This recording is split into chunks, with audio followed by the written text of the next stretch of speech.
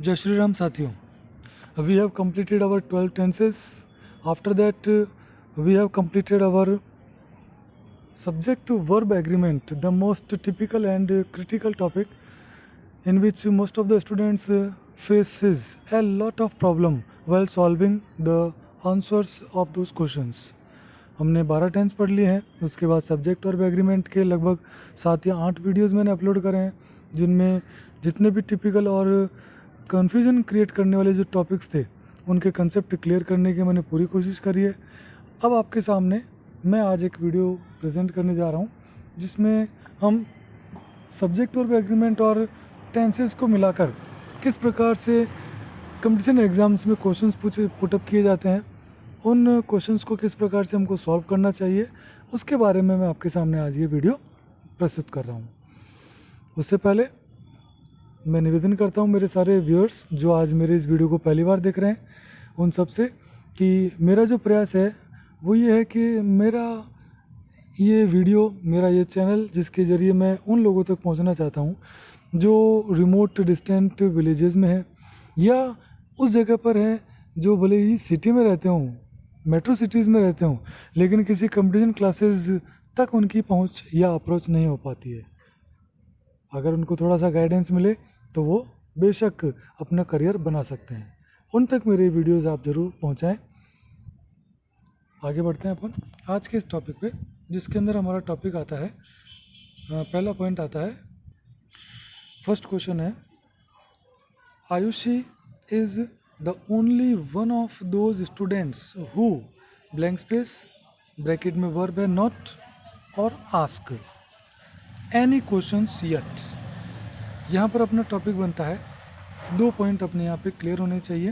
पहला, आयुषी इज, फिर है वन ऑफ दोज स्टूडेंट्स, ये अपना रिलेटिव प्रोनाउन है, ये अपना टेंस है. तीनों चारों पॉइंट अपने को ध्यान में रखने हैं. आयुषी अगर सब्जेक्ट है तो उसके साथ वर्ब यहीं पे लगा दी, आयुषी इज. फिर उसके बाद है वन ऑफ दोज स्टूडेंट्स, ये अपना रिलेटिव प्रोनाउन है. हु, इसका जस्ट पहले वाला एंटीसीडेंट जिसको अपन मानेंगे वो एंटीसीडेंट अपना बनता है स्टूडेंट्स, लेकिन उसका भी सब्जेक्ट बनता है one. One of those students, इसलिए सब्जेक्ट अपना सिंगुलर बनेगा. येट के अनुसार अपना टेंस बनेगा प्रेजेंट परफेक्ट टेंस, जिसमें सिंगुलर के साथ में हम हैज़ प्लस थर्ड फॉर्म लगाते हैं और प्लूरल के साथ हैव प्लस थर्ड फॉर्म का यूज़ हम करते हैं. अब आते हैं अपन चॉइस में. पहला है अपने पास हैज़ नॉट आस्क्ड, दूसरा हैव नॉट आस्क्ड, तीसरा आस्क्स और चौथा were asking. Present perfect tense के अंदर अपने पास वर आस्किंग नहीं आता है. आस्क्स प्रेजेंट इंडेफिनिट में आता है. हैव नॉट आस्क्ड क्योंकि सब्जेक्ट अपना सिंगुलर है, इसलिए अपना हैव नॉट आस्क्ड नहीं आएगा. और अपना पहला जो चॉइस है वो अपनी पहली चॉइस राइट बनेगी, has not asked. Clear? Now move on to the next question. Here in the next question we have subject connected with a connective named as well as. देखिए किस प्रकार से, ये रहा अपना कनेक्टिव, 1 मिनट, ये रहा as well as. एक सब्जेक्ट ये है, दूसरा सब्जेक्ट ये है, तो ये एंड से कनेक्ट हो रहा है, एक ये और एक ये, जो बनेगा प्लूरल. ठीक. अब अपने को अगर ध्यान हो कि अगर किसी सेंटेंस के 2 सब्जेक्ट एज वेल एज से कनेक्ट हो, भले ही ये दोनों मिलके अलग बन रहे हैं और एक ये बन रहा है, मेन कनेक्टिव ये है. एज वेल एज से अगर हम 2 सेंटेंस के 2 सब्जेक्ट को कनेक्ट करते हैं तो पहला जो सब्जेक्ट होता है उस पहले सब्जेक्ट के अनुसार अपनी वर्ब लगती है. अब अपना क्वेश्चन आता है कि सर इसमें एडवर्ब ऑफ टाइम जो टेंस को इंडिकेट करता है वो तो है नहीं, तो यहाँ पर एक पॉइंट क्लियर कर देता हूँ, अगर अपने पास किसी भी प्रकार से कोई भी एडवर्ब ऑफ टाइम नहीं दिया हो जो किसी टेंस को इंडिकेट करे, तो उस सेंटेंस में अपन प्रेजेंट इंडेफिनिट टेंस को अप्लाई करते हैं। यहाँ पर अपन अपने सब्जेक्ट है इंटरनेशनल क्लब, जो ये अपना सब्जेक्ट है इंटरनेशनल क्लब, सिंगुलर है। अब प्रेजेंट इंडेफिनिट के अंदर क्या आएगा, सिंगुलर के साथ में वर्ब में लगा हुआ एस या ईएस अपने पास आना चाहिए। वर्ब है अपने पास यहाँ पर सबमिट, तो हैज़ सबमिटेड परफेक्ट का टेंस होता है, नहीं अप्लाई करेंगे। सबमिट्स ये अपना राइट चॉइस है। Third number submitted past indefinite है, हमको चूज़ नहीं करना है। आर सबमिटिंग प्रेजेंट का कंटिन्यूस है, ये भी नहीं होगा। तो अपना जो राइट चॉइस होगा वो कौन सी होगी, सेकेंड नंबर चॉइस जो होगी वो हमारी राइट होगी। Clear? Now move on to the third number question. One of my best friends, point अगर आपको ध्यान हो तो, one of my best friends, मेरा एक फ्रेंड, अगर हम सब्जेक्ट में यूज़ करते हैं हिंदी वर्ड अगर बोलते हैं मेरा एक फ्रेंड, तो माई वन फ्रेंड नहीं, तो उसकी इंग्लिश बनती है वन ऑफ माई फ्रेंड्स। ये प्लूरल ही रहेगा, सब्जेक्ट ये रहा सिंगुलर, ये सब्जेक्ट है सिंगुलर, तो एग्रीमेंट इसका वर्ब का इस वन से होगा। One of my best friends milk on Sundays, on Sundays, on Mondays, on Tuesdays, मतलब every Sunday, every Monday, every Tuesday, तो एवरी प्लस टाइम आता है प्रेजेंट का, इनडेफिनेट टेंस अप्लाई करते हैं। यहाँ पर अपना सब्जेक्ट क्या है, वन, सिंगुलर है, इसलिए हम वर्ब यूज़ करेंगे डज नॉट टेक। नॉट लिखा हुआ है मैंने यहाँ पे, नॉट लिखा है, इसका मतलब मैं वन के साथ में डज लगाऊंगा, और डज लगा रहा हूँ तो वर्ब की केवल फर्स्ट फॉर्म ही यूज़ करूँगा।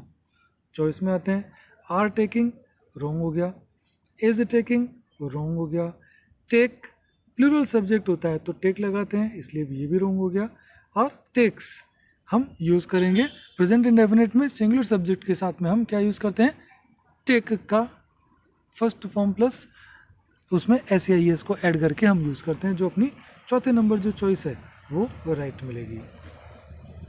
किसी भी प्रकार से कोई भी अभी भी कंसेप्ट क्लैश हो रहे हो, आप नीचे कमेंट बॉक्स में मेंशन कीजिए, मैं आपको आपके सारी क्वेरीज को सॉल्व कर दूंगा। Now move on to the fourth number question. Here in the fourth number question we have the sentence not only the students but also their class teacher. Verb enter the principal's office before the bell rang. अगर आपको ध्यान हो तो सबसे पहले अपन यहाँ पे clear करते हैं टेंस। बिफोर आफ्टर के साथ में अगर हमको सेकेंड फॉर्म मिलती है तो हम दूसरे ब्लैंक स्पेस में हेड प्लस थर्ड फॉर्म का यूज़ करते हैं। आया याद? बिफोर और आफ्टर से अगर हम कनेक्ट करते हैं पास्ट के किसी दो इंसिडेंट को, तो जो इंसिडेंट पहले घटित हो रही हो उसके लिए हम हेड प्लस थर्ड फॉर्म का यूज़ करते हैं, और जो बाद में घटित हो रही हो हम उसके लिए सेकेंड फॉर्म का यूज़ करते हैं। तो ये before the bell rang, bell rang होती उससे पहले क्या हो चुका था, ये रहा अपने पास एंटर का काम हो चुका था। अब टेंस क्लियर है, यहाँ पे हेड प्लस हम क्या लगाएंगे, थर्ड फॉर्म लगाएंगे। क्लियर? अब यहाँ पे अपना एक पॉइंट बनता है not only students but also there teacher, तो जो हमारा सेकंड सब्जेक्ट है उसके अनुसार अपन वर्ब यूज करेंगे। हम यहाँ पे करेक्शन करते हैं, इस रेंग के स्थान पर हम रिंग्स करते हैं। क्यों कर रहे हैं? क्योंकि पास्ट के परफेक्ट में सभी सब्जेक्ट के साथ हेड लगता है, हम यहाँ पर प्रेजेंट का परफेक्ट फिल करेंगे जिसमें हैज़ और हैव को चूज करना पड़ता है। क्लियर? यहाँ पर क्लास टीचर जो सिंगुलर सब्जेक्ट है, उस सिंगुलर सब्जेक्ट के साथ हम क्या लगाएंगे, हैज़ एंटर्ड। क्या फिल करेंगे, हैज़ एंटर्ड। प्रेजेंट के परफेक्ट टेंस में सब्जेक्ट सिंगुलर के साथ में हैज़ प्लस थर्ड फॉर्म का यूज़ करते हैं। क्लियर? तो सॉरी मैंने वर्ब यहाँ पर गलत लिखी हुई है, इन सभी वर्ब के स्थान पर हम क्या इसको मानेंगे, ENTERED, एंटर्ड। गोन के स्थान पर एंटर्ड। फर्स्ट में हैव लगा, अपना सब्जेक्ट यहाँ पर टीचर है, जो सिंगुलर है रॉन्ग हो जाएगा choice first number. Second number has gone, present के परफेक्ट में आता है has plus third form. Had gone past की परफेक्ट है, नहीं चूज करनी है। वर गोइंग पास्ट का कंटिन्यूस हमको नहीं चूज करना है। तो अपने को क्या करना है, not only but also say जब हम कनेक्ट करते हैं दो सब्जेक्ट को किसी सेंटेंस के, तो सेंटेंस में सेकंड नंबर जो सब्जेक्ट होता है उसके अनुसार हम सेंटेंस में वर्ब को अप्लाई करते हैं। यहाँ पे प्रेजेंट का परफेक्ट टेंस है, प्रेजेंट का परफेक्ट टेंस होने के कारण क्या करेंगे हम हैज़ या हैव प्लस थर्ड फॉर्म लगाएंगे। सब्जेक्ट अपना सिंगुलर है इसलिए हैज़ प्लस थर्ड फॉर्म का यूज हम करेंगे। Got it? Now move on to the next point, next number 5 number sentence. Most of the milk, हमारा सेंटेंस के सब्जेक्ट में ऑफ लगा हुआ है। लेटली हमारा प्रेजेंट का परफेक्ट टेंस का एडवर्ब ऑफ टाइम है। 6 gallons of milk still in the refrigerator. Clear? 6 gallons of milk, most of the milk. Most of the milk जो अनकाउंटेबल नाउन है मिल्क, उसका मोस्ट जिसको हम काउंट नहीं कर पा रहे हैं, इसलिए हमारे पास क्या आएगा, अनकाउंटेबल नाउन है जो सिंगुलर होती है। लेटली के अनुसार हमारा प्रेजेंट का क्या पॉइंट है, प्रेजेंट का इनडेफिनेट प्रेजेंट का परफेक्ट टेंस बनता है, जिसमें हम हैज़ प्लस थर्ड फॉर्म या हैव प्लस थर्ड फॉर्म का यूज करते हैं। फिर उसके बाद है 6 gallons of milk still in the refrigerator.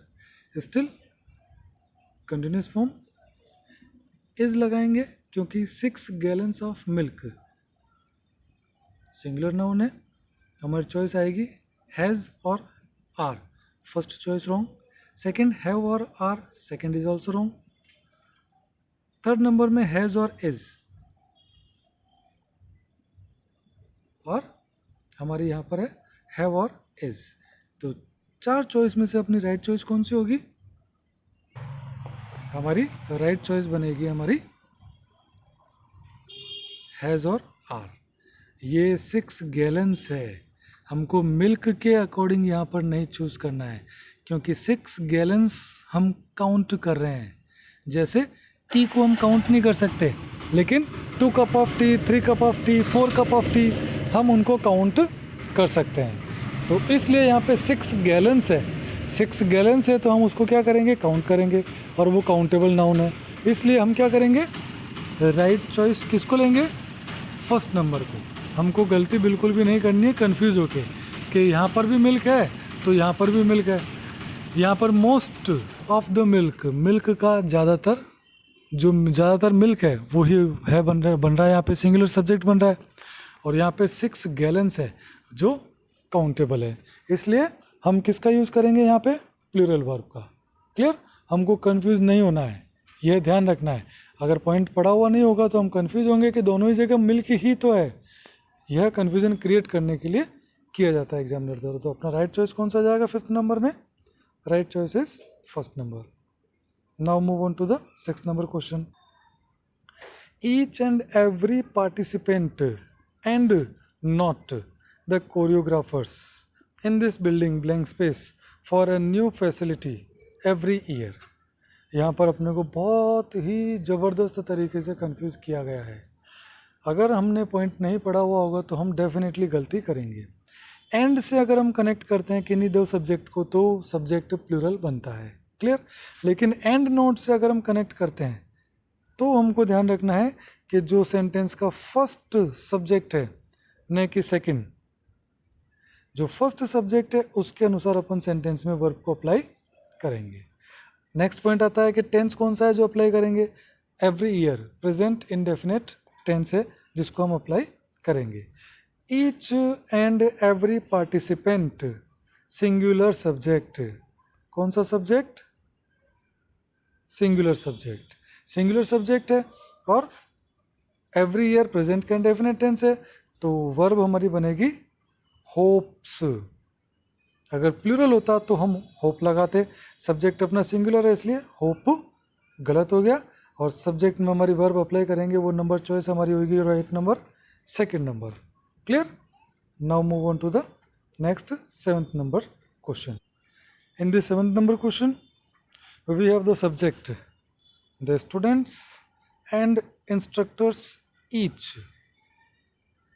Next, confusion create करने का point each. Definitely हम जब भी सेंटेंस के सब्जेक्ट वो भले ही एंड से जुड़े हुए हों, लेकिन दोनों के बाद में हमको ईच मिले, तो सेंटेंस में वर्ब किसकी यूज़ करेंगे?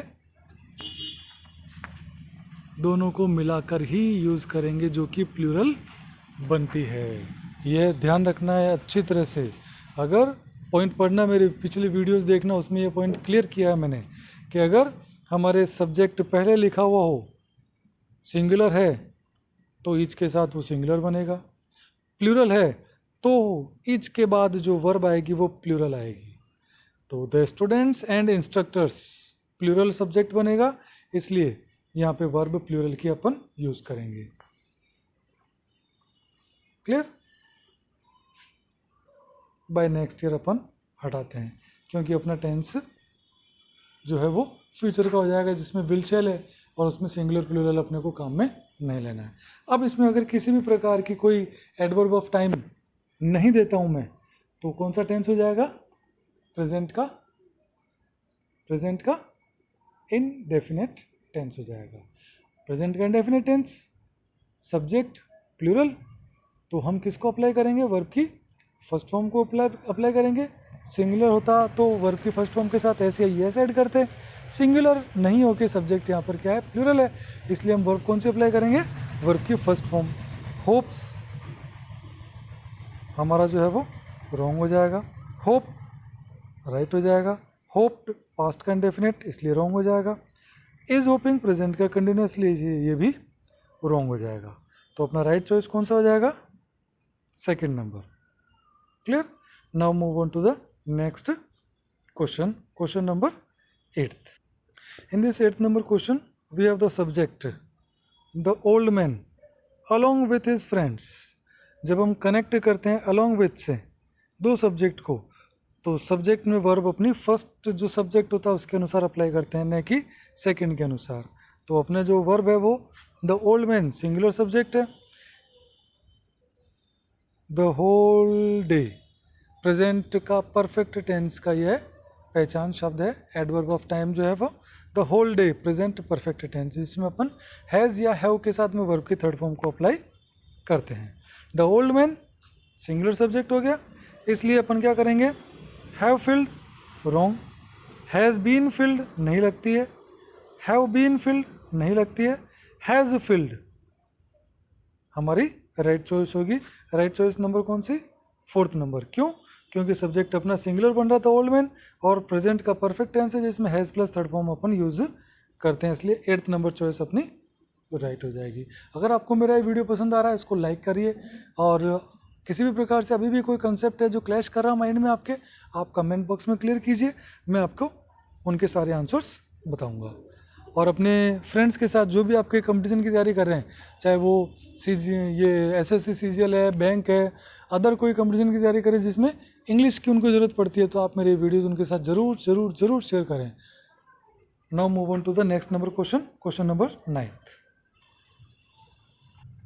In this 9 number question, we have a large number of voters. A large number of voters. जो सब्जेक्ट है वो प्लूरल है, a large number of voters. और at that time पास्ट का कंटिन्यूस टेंस है। कौन सा टेंस है?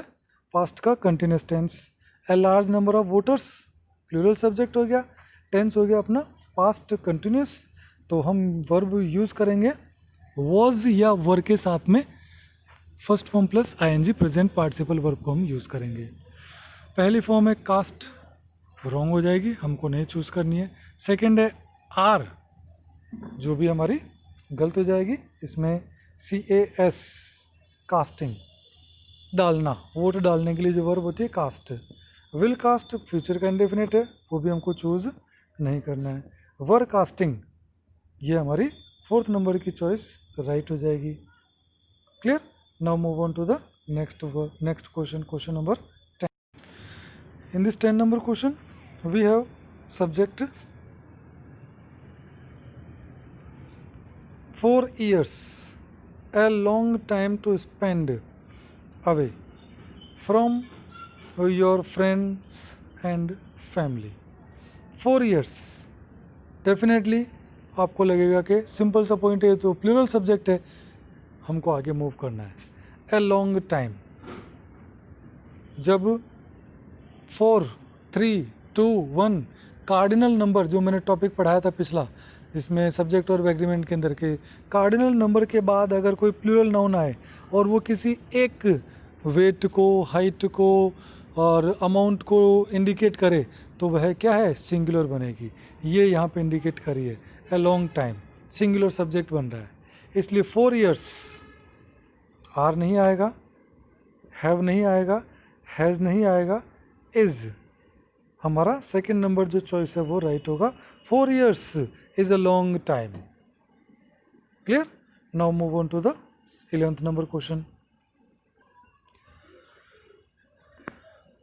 In 11th number question, we have the subject politics. Singular subject है, sometimes a dirty business. Politics singular है, यहाँ पे इज हम यूज़ करेंगे। लेकिन अगले क्वेश्चन के अंदर अगला टॉपिक है अपना जिसमें सब्जेक्ट किस प्रकार से है वो भी देखिए। Politics singular, the politics plural, या हिज पॉलिटिक्स, योर पॉलिटिक्स वो प्लूरल हो जाएगी। क्यों? क्योंकि वो इंडिकेट करती है किसी व्यक्ति के खुद के पॉलिटिक्स पर खुद के कुछ व्यूज़ जो प्लूरल हो जाते हैं। इसी प्रकार से अपने 12th नंबर क्वेश्चन के अंदर अपना एक पॉइंट आ रहा है, वो देखिए किस प्रकार से काम करता है। टू एन आउटसाइडर, किसी भी आउटसाइडर के लिए, द इकोनॉमिक्स, दा लगा दिया मैंने। अगर ये सब्जेक्ट होता तो इस सब्जेक्ट के पहले हम किसी भी आर्टिकल का यूज़ नहीं करते हैं। द इकोनॉमिक्स, यहाँ पर इकोनॉमिक्स के रूल्स की बात की जा रही है, इकोनॉमिक्स के पॉइंट ऑफ व्यूज़ की बात की जा रही है जो कि प्लूरल होंगे, इसलिए हमारा सब्जेक्ट क्या हो गया, प्लूरल हो गया। To be in this array, plural है तो कोई भी पहचान शब्द नहीं है किसी भी टेंस का, तो ये प्रेजेंट का इंडेफिनिट टेंस होगा।